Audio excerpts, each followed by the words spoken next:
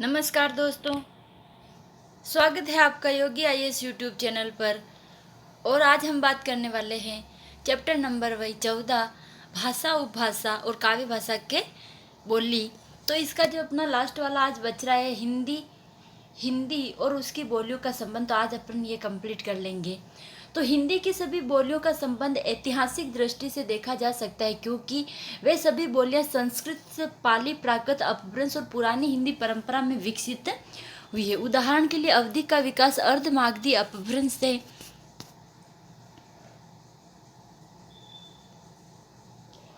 उसकी ब्रिज भाषा और खड़ी बोली का शोर सैनी अपभ्रंश से हुआ है।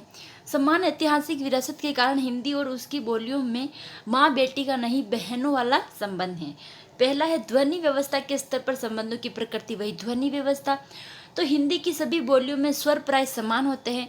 अंतर्मार्ग इतना है कि री का प्रयोग री के रूप में होता है। जैसे अवधि में ऋषि विश्वामित्र, जबकि कहीं कहीं ए, ई, उ या ए के रूप में उच्चारित होता है। जैसे मृत्यु तो मिचु, ग्रह तो गेह।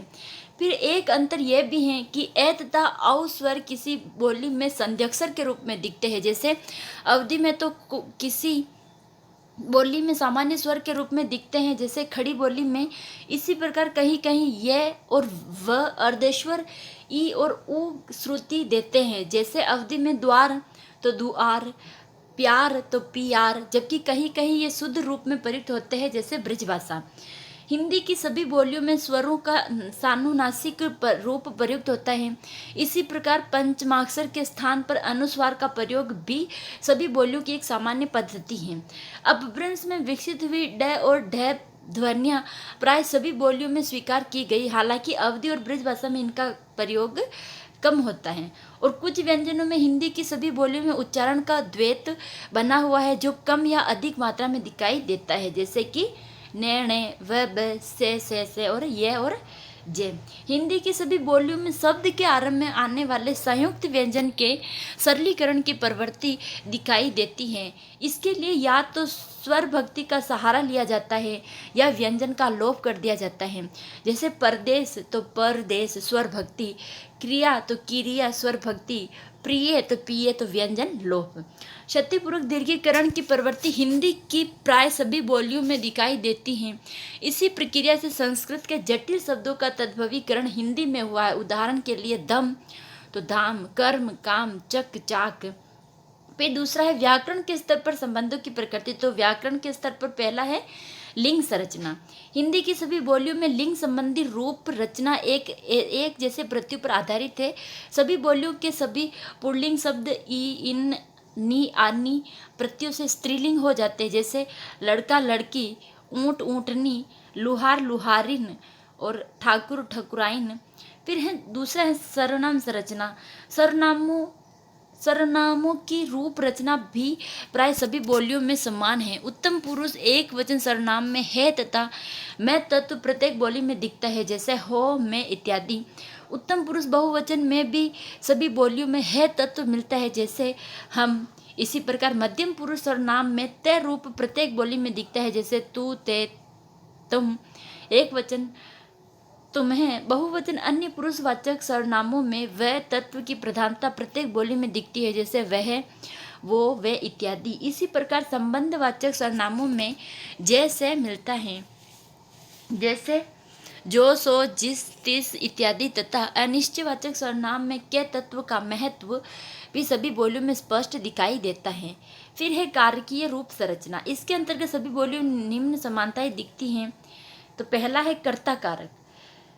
कर्ता कारक के लिए प्राय किसी भी बोली में परसर का प्रयोग नहीं होता। भूतकालिक संक्रमक क्रिया के साथ जहाँ ये प्रयोग होता है, वहाँ प्राय सभी बोलियों में ने या नई का प्रयोग स्पष्ट दिखता है। कर्म संप्रदान तथा संबंध कारकों के प्रसंग में के तत्व की अद्भुत समानता दिखाई देती है। कर्म तथा संप्रदान के अधिकांश बोलियों में के कुप्रसर्गों का प्रयोग होता है तथा संबंध कारक के लिए का, के, की का प्रयोग स्पष्ट दिखता है। इसी प्रकार करण तथा अपादान कारकों में शय तत्व की प्रधानता स्पष्ट दिखाई देती है, जैसे से, सु, सन, सेति इत्यादि। फिर चौथा, अधिकरण कारक में मैं तथा पै तत्व की प्रधानता सभी बोलियों में स्पष्ट दिखाई देती है, जैसे मैं, मह, माही तथा पै, पई, पे इत्यादि। 5, इनके अतिरिक्त प्राय सभी बोलियों में क्रम संप्रदान तथा अधिकरण कारक के लिए ही अथवा ही विभक्ति का प्रयोग भी होता है, जैसे मोही, मोही, तोही, तोही इत्यादि। फिर है क्रिया संरचना। चौथा है क्रिया संरचना। हिंदी की प्राय सभी बोलियों में क्रियाओं की रचना से संबंधित नियम भी प्राय एक जैसे हैं। इनकी समानता के कुछ बिंदु इस प्रकार हैं। पूर्वकालिक क्रिया रूपों में अंत में ई परसर का प्रयोग प्राय सभी बोलियों में होता है, जैसे लिखी, पढ़ी, बोली इत्यादि। हिंदी की सभी बोलियों में संज्ञार्थ क्रियाओं या क्रियार्थ संज्ञाओं में न परसर का प्रयोग प्राय किया जाता है, जैसे चलन, कहन, लिखन आदि। इसी प्रकार क्रियाओं के मध्यवर्ती व्यंजनों का हलंत रूप उच्चारण होना भी हिंदी की सभी बोलियों में प्राय दिखाई देता है, जैसे चलिया, रहिया और गिरियो आदि। फिर है तीसरा है शब्दकोशीय संपदा के स्तर पर संबंधों की प्रक्रिया। तो हिंदी की सभी बोलियों की शब्द संपदा भी काफी समान है, क्योंकि अर्थ, तत्सम तथा तद्भव शब्द अधिक मात्रा में सभी बोलियों में विद्यमान होते हैं और विदेशी शब्द प्राय सभी बोलियों में आए हैं। फिर आ जाता है हिंदी की बोलियों को भाषा का दर्जा दिए जाने का मुद्दा। हिंदी की बोलियों को भाषा का दर्जा दिए जाने का मुद्दा। तो वस्तुतः किसी भी बोली को भाषा बनने से कई लाभ प्राप्त होते हैं और यही लाभ हर मांग मूल में होते हैं। ये लाभ है, पहला है, कोई भाषा संविधान की 8वीं अनुसूची में आती है तो नौकरी प्राप्त करने का माध्यम बन जाती है। किसी अभ्यर्थी द्वारा यूपीएससी आदि की परीक्षाओं में उसे माध्यम बनाया जा सकता है। विश्वविद्यालयों में उसका अध्ययन अध्यापन शुरू होता है तब उस भाषा के ज्ञाताओं को रोजगार मिलता है। विश्वविद्यालयों में उसका अध्ययन आरंभ होने से बहुत सी पुस्तकों की आवश्यकता पड़ती है, जिससे प्रकाशन व्यवसाय को गति मिलती है। भाषा के साहित्य तथा सामान्य विकास हेतु अकादमियों की स्थापना की जाती है तथा भारी अनुदान मिलना शुरू होता है। फिर चौथा है, उस भाषा से अन्य भाषाओं में तथा अन्य भाषाओं से उस भाषा में अनुवाद कार्य तेजी से होने लगता है। उस भाषा में रचित साहित्य को विभिन्न साहित्यिक पुरस्कारों हेतु स्वीकार किया जाता है, जिससे साहित्यिक तथा साहित्यकारों का सम्मान तो बढ़ता ही है, क्षेत्र भी विस्तार होता है। फिर पांचवा है, मानक भाषा बनते ही वैज्ञानिक, तकनीकी तथा अनुसंधान क्षेत्रों में भाषा का प्रयोग तेजी से होने लगता है, जिसके परिणाम स्वरूप यह भाषा ज्ञान विज्ञान के क्षेत्रों में भी विकसित होती है। वस्तुतः जब भी किसी बोली को भाषा बनाने की मांग की जाती है तो उसके मूल में यही उद्देश्य छिपे होते हैं। जैसे जैसे मांग प्रबल होती है, जनसाधारण को महसूस कराया जाता है कि यह उनकी सांस्कृतिक अस्मिता का प्रश्न है। यह भाव पैदा होते ही आंदोलन जन आंदोलन में परिवर्तित हो जाता है और कभी कभी हिंसक भी होने लगता है। कभी कभी यह तर्क भी दिया जाता है कि एक भाषा को सभी बोलियां विकास की समान प्रक्रिया में बनी हैं, तो उनमें से किसी एक को भाषा का दर्जा दे देना अनुचित तो है ही। एक विशेष अर्थ में भाषाई साम्राज्यवाद का नमूना भी इन तर्कों के साथ कुछ प्रचलित तर्क और भी है। उदाहरण के लिए, किसी बोली में रचे गए साहित्य की मात्रा अधिक है, या किसी बोली के प्रयोक्ता की संख्या अधिक है, या किसी बोली का प्रयोग विश्व के कई देशों में होता है इत्यादि। प्रश्न की क्या इन तर्कों को स्वीकार किया गया है? फिर है विभिन्न बोलियों के दावे। तो हिंदी के 18 में से 4-5 बोलियों ने भाषा को होने के दावे प्रस्तुत किए। ये इस प्रकार हैं। पहला दावा मैथिली भाषियों का है। उनके अनुसार मैथिली भाषा है क्योंकि इसमें विद्यापति जैसे महान कवि हुए। वर्तमान समय तक कई साहित्यकार जैसे अमरनाथ झा इत्यादि लिखते हैं। उसका प्रयोक्ता वर्ग काफ़ी बड़ा है। उसकी एक पृथक लिपि भी, जिसे तिरहुत लिपि या केती लिपि कहते हैं इत्यादि। एक दावा भोजपुरी का है। इसका मूल आधार जनसंख्या है। भोजपुरी का प्रयोग न सिर्फ भारत में किसी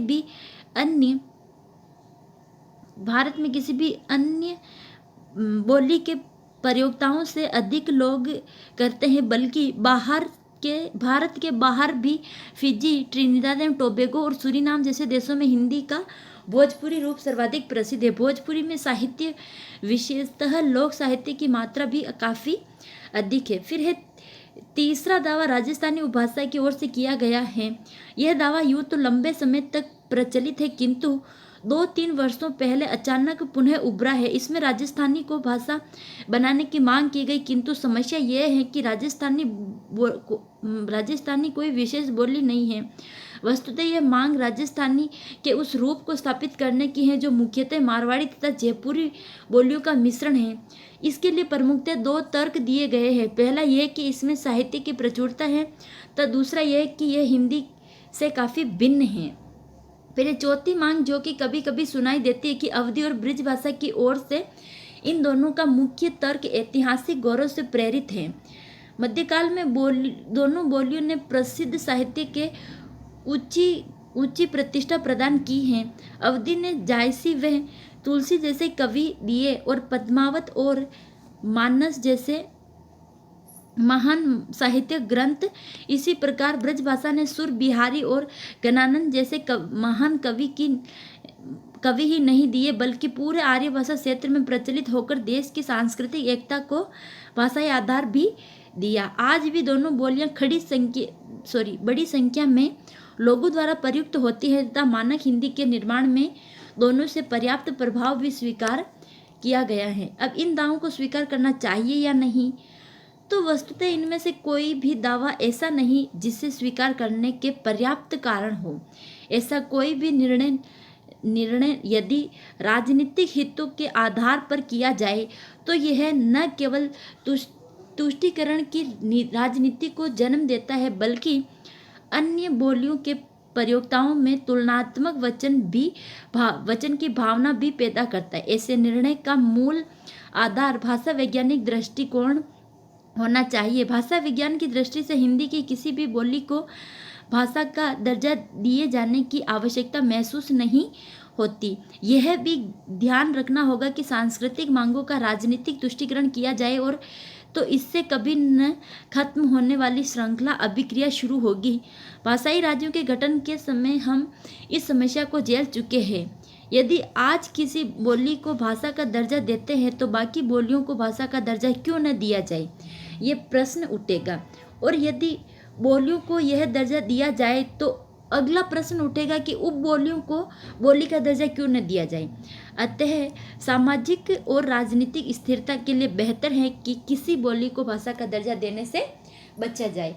दोनों स्थितियों के बीच एक और समाधान है, यह है बोली और साहित्य भाषा का दर्जा देना चाहिए। बोली को साहित्य भाषा का दर्जा देना चाहिए, न कि 8वीं अनुसूची में शामिल करना चाहिए। मैथिली की लगभग 25 वर्षों से यह दर्जा प्राप्त था। केंद्रीय साहित्यिक अकादमी जब सभी भाषाओं के लिए पुरस्कार घोषित करती थी तो मैथिली साहित्य के लिए अलग पुरस्कार करती थी। इस प्रकार मैथिली का पठन पाठन भी विश्वविद्यालय में होता था। जिन भाषाओं में साहित्य काफ़ी मात्रा में लिखा गया हो उन्हें यह दर्जा देने में कोई आपत्ति नहीं होनी चाहिए। फिर है भाषा का दर्जा दिए जाने हेतु उपयुक्त कसौटियाँ। यदि बोली को भाषा का दर्जा दिया जाना हो तो निम्नलिखित कसौटियों पर कसकर देखा जाना चाहिए। पहला, साधारण उसकी एक विशिष्ट लिपि हो। विशिष्ट लिपि न हो तो भी किसी लिपि में उसे लिखे जाने की दीर्घ परंपरा हो। उस भाषा की व्याकरणिक संरचना अन्य बोलियों से काफ़ी भिन्न हो। उसके प्रयोक्ताओं की संख्या काफ़ी अधिक हो। उसमें साहित्य की अत्यंत विकसित परंपरा हो। मोटे तौर पर उस बोली का एक मानक रूप विकसित हो चुका हो, अर्थात उसकी विभिन्न उपबोलियों में से एक रूप सामान्यतः स्वीकार कर लिया गया हो। बोली का स्वरूप ऐसा हो कि उसमें वैज्ञानिक तकनीकी विकास के लिए अनुसंधान कार्य हो सके तथा पारिभाषिक शब्दावली बनाई जा सके। इस बात का स्पष्ट परीक्षण होना चाहिए कि किसी बोली को भाषा का दर्जा राजनीतिक दबाव में न दिया जाए। इसका सीधा समाधान स्थायी संवैधानिक भाषा आयोग की स्थापना, इसके सदस्य पर्याप्त भाषाविद तथा संस्कृतिकर्मी हो तथा उनकी अनुशंसाओं के आधार पर ही सरकार को बोली का दर्जा बदलने का अधिकार मिलता है। अब आ जाते हैं अपन खड़ी बोली, ब्रिज भाषा तथा अवधी की तुलना। खड़ी बोली, ब्रिज भाषा और अवधी में तुलना या अंतर। तो पहला इसका अंतर का आधार, फिर खड़ी बोली, फिर ब्रिज भाषा और फिर अवधी। तो अपन पहला उद्भव ले लेते हैं। तो खड़ी बोली का उद्भव शोर सैन्य अपभ्रंश से, ब्रजभाषा का उद्भव शोर सैन्य अपभ्रंश से, और अवधि का मतलब उद्भव अर्धमागधी अपभ्रंश से। उपभाषा वर्ग पश्चिमी हिंदी का प्रतिनिधि रूप, पश्चिमी हिंदी से संबंध पर अवधि से अत्यंत निकटता ब्रजभाषा, पूर्वी हिंदी उपभाषा का प्रतिनिधित्व रूप अवधि। भौगोलिक विस्तार मेरठ केंद्र दिल्ली से देहरादून तक का तथा अंबाला से हिमाचल के आरंभ तक संपूर्ण क्षेत्र खड़ी बोली का विस्तार। फिर है ब्रजभाषा का ब्रज मंडल का संपूर्ण क्षेत्र, मथुरा, वृंदावन, आगरा में प्रयुक्त, हरियाणा का भी कुछ भाग जैसे पलवल, होडल इत्यादि। फिर है लखनऊ, फैजाबाद, और अवधि का लखनऊ, फैजाबाद, अयोध्या, सीतापुर, सुल्तानपुर, रायबरेली तथा आसपास का क्षेत्र विदेशों में भी प्रयुक्त, फिजी, त्रिनिदाद आदि में। फिर आ जाते हैं साहित्यिक विकास। फिर चौथा है साहित्यिक विकास। 19वीं सदी से पूर्व विशेष नहीं, सिद्धनाथ, खुसरो, रहीम, संत काव्य दक्षिणी हिंदी में आरंभिक रूप, 19वीं सदी से तीव्र आरंभ, अब कोई प्रतिस्पर्धा नहीं, मानक हिंदी का मूल खड़ी बोली। आदिकाल में पिंगल की परंपरा में उपस्थिति, प्राकृत, पेंगल, उक्ति, व्यक्ति, प्रकरण, पृथ्वीराज रासों में आरंभिक रूप, नाथ साहित्य व खुसरो की कविताओं में भी द्रष्टव्य, सूरदास, रीतिकाल, अखिल भारतीय साहित्य भाषा का सबसे लंबा इतिहास है ब्रजभाषा। फिर है राउरवेल, उक्ति, व्यक्ति, प्रकरण में आरंभिक रूप, पुनः सूफियों के बाद ही सूफी काव्यधारा, राम काव्यधारा, हिंदू प्रेमाख्यानकार, अभी भी कुछ कवि, बलभद्र प्रसाद दीक्षित आदि। फिर पांचवा है ध्वनि। तो ध्वनि के अंदर पहला है उच्चारण की प्रवृत्ति, आकारांता चला गया, ओकारांता चलो गए, और उकारांता चलू कहो तू। फिर है ए, ऐ और औ का उच्चारण। खड़ी बोली में ए और औ की तरह औरत, औरत, और ब्रज भाषा में सामान्य रूप में जाओ या फिर जावे, और अवधि के अंदर संध्यक्षरों के रूप में चौड़ा, आवई। प्रारंभिक स्वर में लुप्त होते हैं इकट्ठा, कट्टा, सियाणा, सियाणा, सियाना तो सियाणा। सामान्य रूप सामान्य, ब्रज और अवधि में सामान्य। फिर है ध्वनियों का परिवर्तन, ने का णे, मानस तो मानस, ले का ल, बालक, बालक तो बालक, रे का डे, चपड़ासी, चपड़ासी। ये है खड़ी बोली। फिर है ब्रज भाषा के अंदर रे का डे, परे, पड़े, णे का ने, बाण, बाण। फिर वापस अवधि के अंदर णे के ने, कौन, कौन, बाण, बाण, डे, डे के रे, सड़क, सड़क, से का से, ऋषि, ऋषि। फिर वे का बे, विश्व, विश्व। फिर है पांचवा है अल्प प्राण, महाप्राण। तो अल्प प्राण महाप्राण के अंदर खड़ी बोली के अंदर अल्प प्राणीकरण की प्रवृत्ति, धोखा, धोखा, झूठ, झूठ, और अल्प प्राणीकरण की प्रवृत्ति, मुझ, मुझ। ब्रज भाषा के अंदर, हिंदी के अंदर, अवधि के अंदर कुछ नहीं। फिर आ जाता है व्याकरण। अब व्याकरण में पहला आ जाता है अपना संज्ञा। संज्ञा मतलब कि खड़ी बोली के संज्ञा का एक रूप प्राय अकारांता। ब्रज भाषा के अंदर संज्ञा का एक ही रूप है, और अवधि के अंदर संज्ञा के 3 रूप मिलते हैं, जैसे लरिका, लरिकवा, लरिका ऊना, नदी, नदीये और नदीवा। फिर सर्वनाम आ जाता है उत्तम पुरुष, बहु, मध्यम पुरुष, अन्य पुरुष और अनिश्चयवाचक। तो इसमें एक वचन और बहुवचन में, एक वचन में मैं, मुझ, मैं, मारा, हमारा, तू, ते, तम, तारा, थारा, तारा, और वो, उसका, वह, उनका, उनकी, कौन, कुण, किसका। फिर ये है खड़ी बोली में। फिर आ जाता है अपना ब्रज भाषा के अंदर एक वचन, बहुवचन। एक वचन में मैं, हो, मोही, मेरो, बहुवचन में हम, हमन, हमारो, तू, तो ही, तेरो, तुम, तुम्हें, तुम्हारो, तिहारो, वो, वह, वही, वाको, ताही, केसो, कौन, उन, उनको। फिर आप जाते हैं अवधि के अंदर एक वचन में मैं, मह, मोह, बहुवचन में हम ही, हमार, तू, तोर, तुम, तुम्हार, तुहार, वह, ओकार, वह, ओनकार, ओनका। फिर कवन, कउन, कईसो। ये अवधि का है। फिर तीसरा आ जाता है लिंग व्यवस्था। स्त्रीलिंग के लिए ई, अन, नी प्रत्यय प्रमुख, शेर, शेरनी, माली, मालिन, जाट, जाटनी, अहिर, अहिरन। फिर है स्त्रीलिंग के लिए ई, इया, आइन तथा आनी प्रत्यय गोरो, ललाइन, देवरानी, अखियाँ, बेटियाँ, कहीं कहीं नपुंसकलिंग का प्रयोग भी, जैसे सोना, सोनी। फिर प्राय इया प्रसर्ग बिटिया, ई, इनी, इनी, अनी, नी प्रसर्ग भी बकरी, बागिनी, साधिनी, महारानी, चोरनी। फिर चौथा आ जाता है वचन व्यवस्था। पुल्लिंग व बे में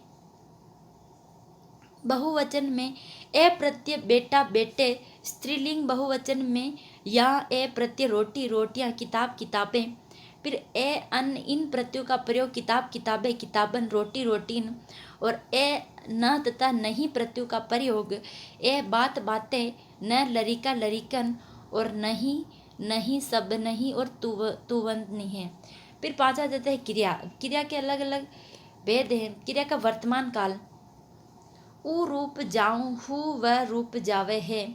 तय रूप करत उठत जात, तय रूप करत बैठत। भूतकाल, या रूप चलिया गया करिया। ओ रूप कियो उठो, न रूप लीना दीनी। स रूप किन्हसी, वह रूप आवा जावा।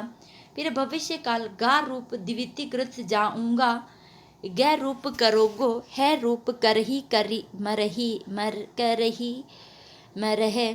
बै रूप जाब चलब, है रूप करही, चलही। फिर सहायक क्रिया वर्तमान, है से, भूत या होया, भविष्य गा होवेगा।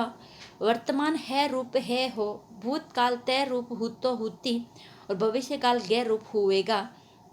वर्तमान है हयो, आही। फिर है भूतकाल भय, भर, और भइल। भविष्य काल बै होब, बै होब, होबऊ।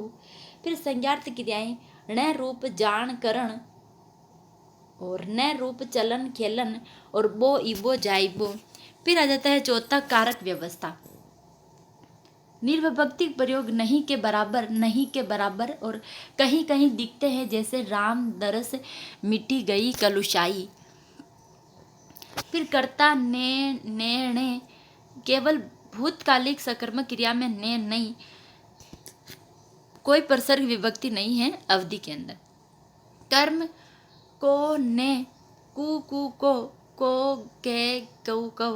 करण एति, ते, तई, सु, सो, से, ते, सो, सेती। फिर संप्रदान खातर, अवधि के मतलब ब्रज भाषा के अंदर कुछ नहीं, अवधि के अंदर का, को, कु, कर्म के समान। अपादान के अंदर सेती, ते, करण के समान ही सु, सूते, और करण के समान ही से, ते, सेती। फिर है संबंध, का, के, की, रा, रेरी। प्राय का, के, की, कभी, कभी, केरा, कर, केर, केरा, केरे इत्यादि प्रयुक्त। कहीं कहीं का, के, की। अधिकरण में पे, माही, और माज, माहे, पर। फिर आ जाता है चौथा अपना विशेषण व्यवस्था। आकारांत विशेषण विकारी है, छोटा, छोटी, छोटे। अन्य विशेषण अविकारी बने रहते हैं, विशेषतः स्त्रीलिंग बहुवचन में पूर्णतः अविकारी रहते, जैसे मोटी लड़की, मोटी लड़कियां, और मोटियां लड़कियां नहीं। विशेषण विशेषानुसार विकारी होते हैं, जैसे कालो छोरो, काली छोरी, काले, काले छोरे। विशेषण प्राय अविकारी रहते हैं, जैसे छोट लर, छोट बिटिया। तो ये अपना लेसन कंप्लीट होता है आज का। कुछ अभ्यास प्रश्न हैं जो पिछले कुछ सालों में आए हुए हैं, जैसे कि 2017 में आया है रहीम की कविता की मार्मिकता पर प्रकाश डालिए। 2015 में आया पश्चिमी हिंदी की किन्हीं दो बोलियों का विवेचन की। 16 में आया है पूर्वी हिंदी की किन्हीं दो बोलियों की शब्द शास्त्रीय विशेषता बताइए। 14 के अंदर आया अवधि की व्याकरणिक विशेषताओं पर टिप्पणी कीजिए। वापस 14 के अंदर आया हिंदी की समृद्धि में उसकी बोलियों के योगदान का विवेचन आकलन कीजिए। फिर 2013 के अंदर आया पूर्व हिंदी की किन्हीं दो बोलियों का विवेचन कीजिए। 12 के अंदर पूर्वी हिंदी की बोलियों का अंतर संबंध टिप्पणी कीजिए हिंदी के। और 12 के अंदर हिंदी के विकास में उसकी प्रमुख बोलियों का योगदान निरूपित कीजिए। और 11 के अंदर आया है हिंदी के विकास में उसकी प्रमुख बोलियों का योगदान निरूपित कीजिए। फिर है 10 के अंदर आया है भोजपुरी, मैथिली, मोथली और मगही का विवेचन कीजिए निम्न आधारों पर क्षेत्र, व्याकरण और साहित्य। 10 के अंदर आया पूर्वी हिंदी की बोलियों का परिचय एवं उनके अंतर संबंध टिप्पणी 7। पूर्वी हिंदी और पश्चिमी हिंदी की भेदक रेखाएं निर्धारित कीजिए 2005। ब्रिज अवधि और खड़ी बोली में साम्य और वैषम्य पर प्रकाश डालिए 4। विभाषा बोली और भाषा के संबंधों को उदाहरण स्पष्ट करते हुए किन्हीं प्रमुख बोलियों का परिचय दीजिए 2003। पूर्वी और पश्चिमी हिंदी के ऊपर टिप्पणी कीजिए 2003। हिंदी की उपभाषाओं का वर्गीकरण करते हुए किन्हीं 2 प्रमुख उपभाषाओं का परिचय दीजिए 2002। फिर वापस भोजपुरी अवधि में अंतर 2002 और हिंदी की प्रमुख बोलियों का संक्षिप्त परिचय टिप्पणी 2000 में।